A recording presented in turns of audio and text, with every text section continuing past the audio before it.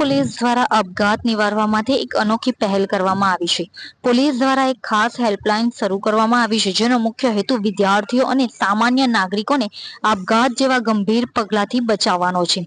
Surat police દ્વારા શરૂ કરવામાં આવેલી આ હેલ્પલાઇનનો નંબર 112 છે। આ ઉપરાંત તમે 100 નંબર પર પણ કોલ કરી શકો છો। આ હેલ્પલાઇન ખાસ કરીને ધોરણ 10 અને 12ના વિદ્યાર્થીઓ માટે શરૂ કરવામાં આવી છે, જેઓ પરીક્ષાના તણાવ અને પરિણામના ડરથી માનસિક તાણ અનુભવતા હોય છે।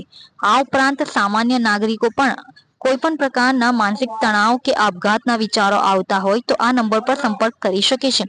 આ હેલ્પલાઇન દ્વારા અત્યાર સુધીમાં કુલ 336 કોલ મળ્યા છે, જેમાં 107 મહિલાઓ અને 229 પુરુષોનો સમાવેશ થાય છે। આ કોલ મળ્યા બાદ પોલીસે તાત્કાલિક કાર્યવાહી કરીને 67 લોકોના જીવ બચાવ્યા છે।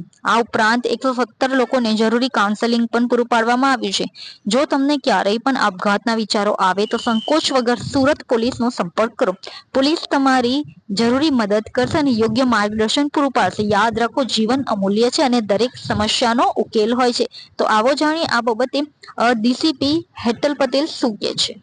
સુરત શહેર પોલીસ દ્વારા આત્મહત્યા નિવારણ હેલ્પલાઇન શરૂ કરવામાં આવી છે। સામાન્ય રીતે ધોરણ 10 અને 12ના વિદ્યાર્થીઓની પરીક્ષા હોય, એમના રિઝલ્ટ આવતા હોય ત્યારે બાળકો આવું ન કરે એના માટે આપણે ટેમ્પરરી આવી હેલ્પલાઇન શરૂ કરતા હતા। પણ આ વર્ષે અમને પોતાને એના એટલા સારા પરિણામ મળ્યા અને એ ઉપરથી અમને એવું પણ લાગ્યું કે સમાજમાં નિરાશાવાદી, હતાશાવાદી વિચારો ધરાવતા વ્યક્તિઓની સંખ્યાઓ વધી રહી છે અને એમને આની ખાસ જરૂર છે। એટલે પ્રોફેશનલ કાઉન્સેલર્સની સાથે અમારા પોલીસની 3 ટીમ 24/7 અત્યારે એક્ટિવ છે। એના માટે આપણે 3 હેલ્પલાઇન નંબર અત્યારે એક્ટિવ કરેલા છે। 100 નંબર તો અમારો છે જ કે જેની અંદર આપણે 100 અથવા 112 નંબર ઉપર કોલ કરીને પણ આ સુવિધા મેળવી શકીએ છીએ। ખૂબ જ ટૂંકા ગાળામાં આપણને 336 જેટલા કોલ મળ્યા છે, જેમાં 107 જેટલી મહિલાઓ અને 229 જેટલા પુરુષોએ સંપર્ક સાધ્યો છે અને આપણે 67 જેટલી અમૂલ્ય જિંદગી બચાવવામાં અત્યારે સફળ થયા છીએ।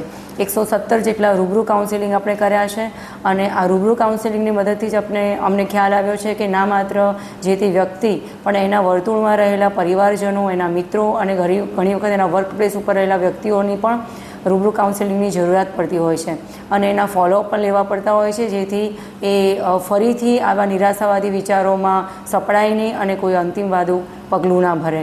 અમારી તમામને નમ્ર અપીલ છે કે કોઈ આવું અંતિમ પગલું ભરતા પહેલાં સુરત શહેર પોલીસને એક તક અચૂક આપો।